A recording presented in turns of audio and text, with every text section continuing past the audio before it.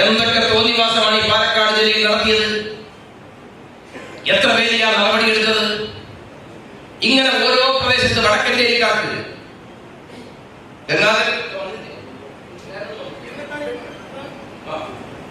ഇവർക്കൊക്കെ ഒരുപാട് കഥകൾ അനുഭവങ്ങൾ പറയാനുണ്ട്.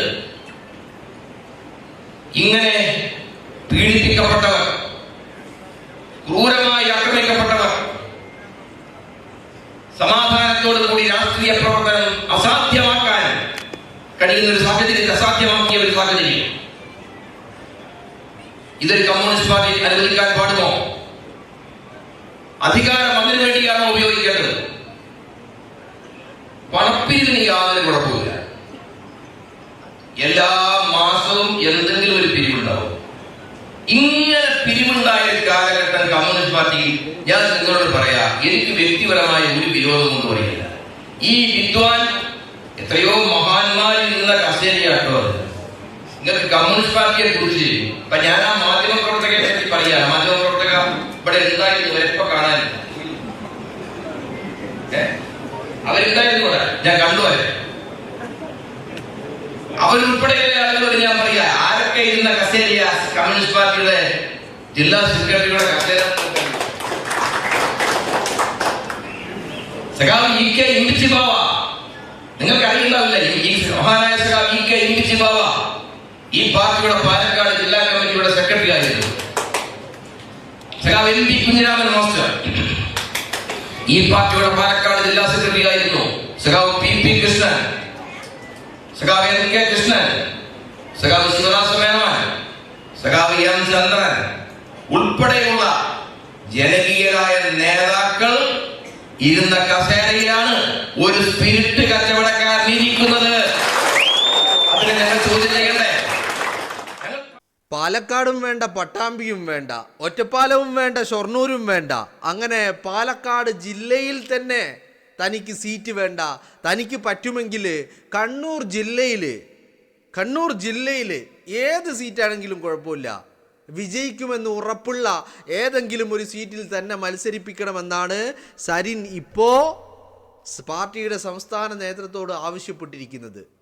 കാരണം ഇത്രയും ദിവസം ഒറ്റപ്പാലം അല്ലെങ്കിൽ ഒറ്റപ്പാലം അല്ലെങ്കിൽ ഷൊർണൂർ ഒക്കെ വേണമെന്നായിരുന്നു സരിൻ്റെ ആഗ്രഹവും സരിൻ്റെ ആവശ്യവും.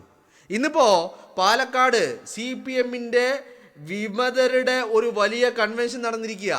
ആയിരങ്ങൾ പങ്കെടുത്ത വലിയ കൺവെൻഷൻ. പട്ടാമ്പിയിൽ നിന്നുള്ളവർ, ഒറ്റപ്പാലത്ത് നിന്നുള്ളവർ, ഷൊർണൂരിൽ നിന്നുള്ളവർ, വടക്കാഞ്ചേരിയിൽ നിന്നുള്ളവർ, പാലക്കാട് നിന്നുള്ളവർ, അങ്ങനെ പാലക്കാട് ജില്ലയുടെ വിവിധ ഭാഗങ്ങളിൽ നിന്നുള്ള ആളുകളാണ് ഈ കൺവെൻഷനിൽ പങ്കെടുത്തിരിക്കുന്നത്. ആയിരക്കണക്കിന് ആളുകൾ പാലക്കാട്ടെ CPMൻ്റെ ജില്ലാ നേതൃത്വത്തിനെതിരെ വലിയ രീതിയിലുള്ള അപശബ്ദങ്ങൾ ഉയർത്തിക്കൊണ്ട് ആണ് ഈ വിമതരുടെ സംഗമം കൺവെൻഷൻ നടന്നിരിക്കുന്നത് എന്നുള്ളതാണ്. അപ്പോൾ ഈ കൺവെൻഷൻ കണ്ടതിന് തൊട്ട് പിന്നാലെ MV ഗോവിന്ദനോടും AKG സെൻറ്ററിലെ ഈ പറയുന്ന കിണറേലുവിനോടും സരിൻ പറഞ്ഞിരിക്കുന്നത്, എനിക്കൊരു സീറ്റ് കണ്ണൂർ ജില്ലയിൽ എവിടെയെങ്കിലും ഒരു സീറ്റ് തരപ്പെടുത്തി തരുമോ എന്നാണ് P സരിൻ ചോദിച്ചിരിക്കുന്നത്. പാലക്കാട് വേണ്ടെന്ന് പറഞ്ഞിട്ട് മൂപ്പര് ആദ്യമേ ഓടിയതാ, എനിക്ക് ഒറ്റപ്പാലം മതി അല്ലെങ്കിൽ എനിക്ക് ഷൊർണൂർ മതി എന്നൊക്കെ പറഞ്ഞിട്ട്. പാലക്കാട് രാഹുൽ മാങ്കൂട്ടം എഫക്റ്റ് പാലക്കാട് ഉണ്ട് എന്നുള്ളത് സരിന് നല്ല ബോധ്യമുണ്ട്. മാത്രമല്ല സരിന് ഒരു കാര്യം നന്നായിട്ട് അറിയാം, പാലക്കാട് നിയോജക മണ്ഡലത്തിൽ നിന്ന് സരിന് വിജയിച്ച് കയറാൻ കഴിയില്ല. പിന്നെ സരിന് എന്തുകൂടി ഒരു ആഗ്രഹമുണ്ട്, സരിന് ഈ പറയുന്ന MLA ആവണം എന്നുള്ളത് സരിൻ്റെ ആഗ്രഹമാണ്. അതിനേക്കാളൊക്കെ ഏറെ സരിൻ്റെ ഭാര്യയായ സൗമ്യ സരിൻ്റെ ആഗ്രഹം കൂടിയാണ്.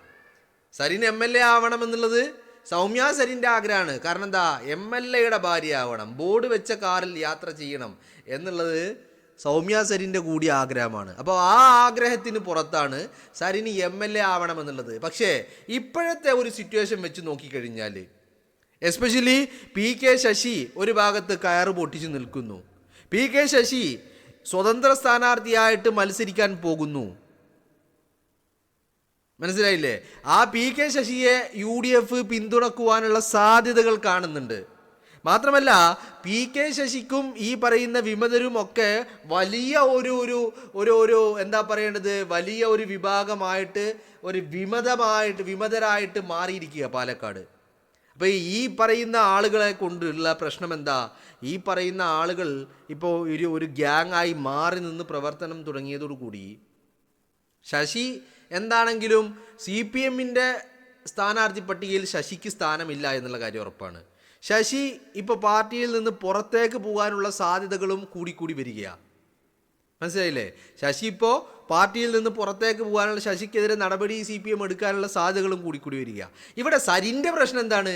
സരിൻ്റെ പ്രശ്നം ശശി ആഞ്ഞടിക്കുന്നതിൽ ഈ പറയുന്ന സുരേഷ് ബാബുവിനെതിരെയാണ്. ഏത് സുരേഷ് ബാബു?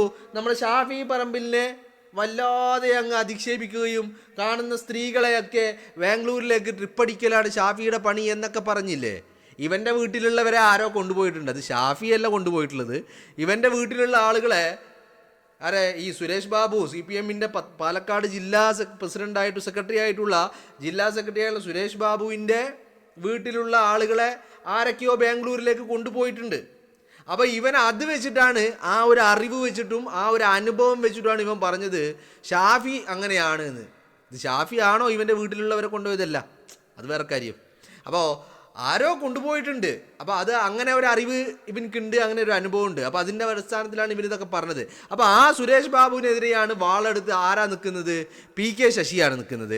ശശിയെ ഏത് നിമിഷവും പാർട്ടിയിൽ നിന്ന് ചവിട്ടി പുറത്താക്കാനുള്ള തയ്യാറെടുപ്പിൽ ആര് നിൽക്കുന്നു? സുരേഷ് ബാബു നിൽക്കുന്നു.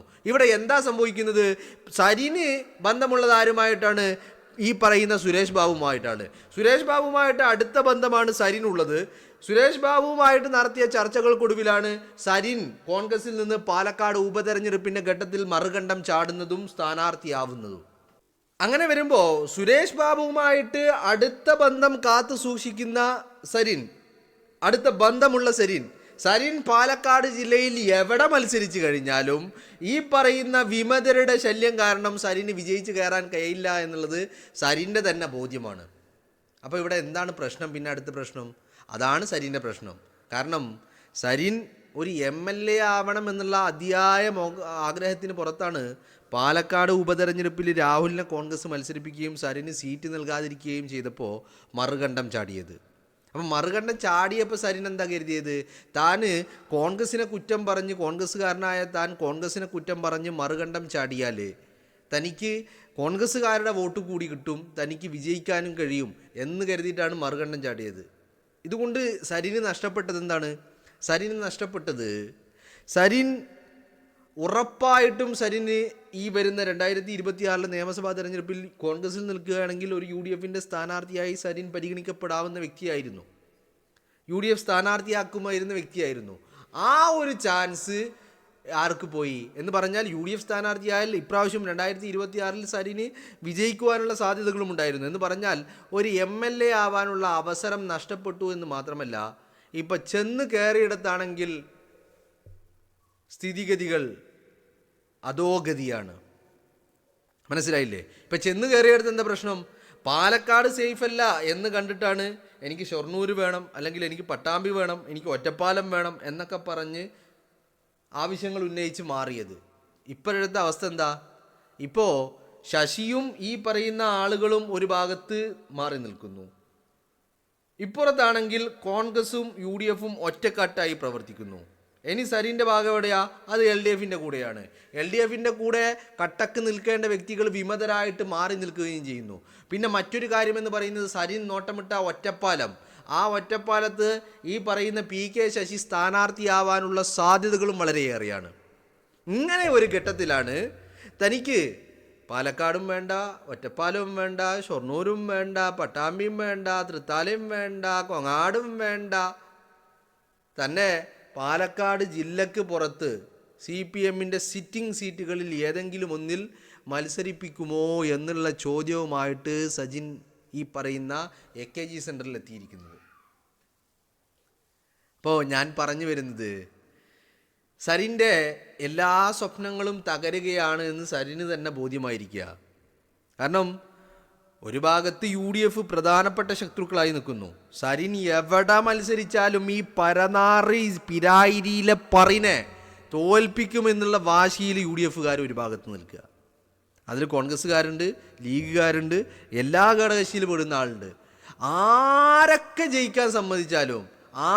ജയിച്ചാലും ഈ സരിൻ എന്ന് പറയുന്ന പിരായിയുടെ പറയിനെ വിജയിക്കാൻ അനുവദിക്കില്ല എന്നുള്ള കട്ടായവുമായിട്ടാണ് ഈ UDF-ൻ്റെ ആളുകൾ ഇറങ്ങിയിരിക്കുന്നത്. അപ്പോൾ ഒരു ഭാഗത്ത് UDF വലിയ വെല്ലുവിളിയുമായിട്ട് ആരൊക്കെ വിജയിക്കാൻ സമ്മതിച്ചാലും ഈ പറയുന്ന പരിനെ വിജയിക്കാൻ സമ്മതിക്കില്ല എന്നുള്ള വാശിയുമായിട്ട് UDF പ്രവർത്തകർ, മറുഭാഗത്ത് PK ശശിയും ഈ കൂട്ടരും.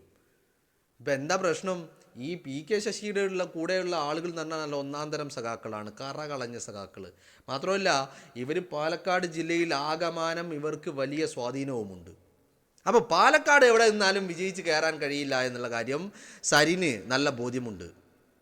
ഇത് സരിനെ വല്ലാതെ കുഴക്കുന്ന ഒരു കാര്യമാണ്. കാരണം ഷാഫി പറമ്പിൽ പാലക്കാട് നിന്ന് വണ്ടി കയറി വടകരയിൽ പോയി മത്സരിക്കാൻ വണ്ടി കയറിയ ആ നിമിഷം മുതൽ സരിനൊരു കാര്യം ബോധ്യമുണ്ടായിരുന്നു: ഷാഫി വടകരയിൽ വിജയിക്കും. ഒന്നാമത്തെ കാര്യം. രണ്ടാമത്തെ കാര്യം, പാലക്കാട് ഉപതെരഞ്ഞെടുപ്പ് വരും. മൂന്നാമത്തെ കാര്യം, ആ ഉപതെരഞ്ഞെടുപ്പിൽ എനിക്ക് സ്ഥാനാർത്ഥിയാകാൻ പറ്റും എന്ന് പറഞ്ഞാൽ സരിന് സ്ഥാനാർത്ഥിയാകാൻ പറ്റും. സരിൻ്റെ പ്രതീക്ഷയായിരുന്നു ഇതൊക്കെ. നാലാമത്തെ കാര്യം എന്ന് പറഞ്ഞാൽ, അത് താൻ അവിടെ സ്ഥാനാർത്ഥിയായാൽ തനിക്കാരും വോട്ട് ചെയ്യില്ലെങ്കിലും ഷാഫി പറമ്പിൽ ഉള്ളത് കൊണ്ട് തനിക്ക് വിജയിക്കാൻ കഴിയും. അങ്ങനെ താൻ MLA ആകും. MLA ഓഫീസ് പാലക്കാട് തുറക്കും. MLA ബോർഡ് വെച്ച വാഹനത്തിൽ പാലക്കാട് വരും. എൻ്റെ വാഹനത്തിൽ MLAയുടെ ഭാര്യയായിട്ട് എൻ്റെ ഭാര്യ സൗമ്യ സരിനും ഉണ്ടാകും. ഇത്രയൊക്കെ കാര്യങ്ങൾ സ്വപ്നം കണ്ടെടുത്താണ് ഒരു ചൊവ്വാഴ്ച ദിവസം പാലക്കാട്ട് സ്ഥാനാർത്ഥിയെ കോൺഗ്രസ് പ്രഖ്യാപിക്കുന്നു. അവിടെ സരിൻ ഇല്ല എന്ന് മാത്രമല്ല, ആ സ്ഥാനത്ത് രാഹുൽ മാങ്കൂട്ടം വരുന്നത്. മനസ്സിലായില്ലേ? അവിടെ നിന്ന് മറുകണ്ഠം ചാടി CPM-നൊപ്പം ചേർന്നു, തോറ്റു തുന്നമ്പാറി 8 നിലയിൽ പൊട്ടി 3-ാം സ്ഥാനത്തേക്ക് എത്തി. രാഹുലുമായിട്ട് 28,000-ത്തിലധികം വരുന്ന ഭൂരിപക്ഷത്തിൻ്റെ വോട്ടുകളുടെ വലിയ അന്തരമുണ്ടായി. അവിടെ നിന്ന് രാഹുലിനെ വേട്ടയാടാൻ ഇറങ്ങി. രാഹുലിനെതിരെ കുതന്ത്രങ്ങൾ മെനഞ്ഞു. രാഹുൽ അറിയാതെ രാഹുലുമായി ബന്ധമുള്ള ആളുകളെ പണം കൊടുത്ത് വശീകരിച്ച് സ്വീകരിച്ച് അവർക്ക് വേണ്ട സൗകര്യങ്ങളൊക്കെ ചെയ്തു കൊടുത്ത് രാഹുലിനെതിരെയുള്ള ആയുധങ്ങളാക്കി ഉപയോഗിച്ചു. ഈ തെരഞ്ഞെടുപ്പിൽ മത്സരിച്ച് വിജയിക്കാമെന്നുള്ള ഒരു വലിയ സ്വപ്നവുമായിട്ട് നിൽക്കുമ്പോഴാണ് ഇപ്പോൾ PK ശശി എന്ന് പറയുന്ന വില്ലൻ്റെ ആഗമനമുണ്ടാകുന്നത്. അപ്പോൾ PK ശശി കൂടി രംഗത്തേക്ക് ഇറങ്ങുന്നതോടുകൂടി, കാരണം ഇപ്പോൾ PK ശശി ഇന്ന് കൺവെൻഷനിൽ പങ്കെടുത്തു. ആയിരങ്ങൾ പങ്കെടുത്ത കൺവെൻഷൻ, വിമതരുടെ കൺവെൻഷൻ നടന്നു. അപ്പം അതിന് തൊട്ട് പിന്നാലെ ശശിക്കെതിരെ പാർട്ടി നടപടികൾ ഉണ്ടാകുമെന്നുള്ള റിപ്പോർട്ടുകൾ വരികയാണ്. പാർട്ടിയിൽ നിന്ന് ശശിയെ പുറത്താക്കാനുള്ള നടപടികൾ സുരേഷ് ബാബുവും സംഘവും ആരംഭിച്ചിരിക്കുന്നു എന്നുള്ളതാണ് മനസ്സിലാക്കാൻ സാധിക്കുന്നത്. അപ്പോൾ ഇതോടുകൂടി എന്താ സംഭവിക്കാൻ പോകുന്നത്? സുരേഷ് ബാബുവിനും സംഘത്തിനും ഒന്നും നഷ്ടപ്പെടാനില്ല. നഷ്ടപ്പെടാനുള്ളത് അത്രയും സരിനാണ്. സരിന് നഷ്ടപ്പെടാനുണ്ട് എന്ന് പറയുന്നതിൻ്റെ കാരണമെന്ന് പറയുന്നത്, സരിനെ സംബന്ധിച്ചിടത്തോളം ഈ തെരഞ്ഞെടുപ്പിൽ കൂടി ഒരു MLA ആവാൻ പറ്റിയിട്ടില്ലെങ്കിൽ സരിൻ്റെ രാഷ്ട്രീയ ജീവിതം അവിടെ അവസാനിക്കുക, ക്ലോസ്.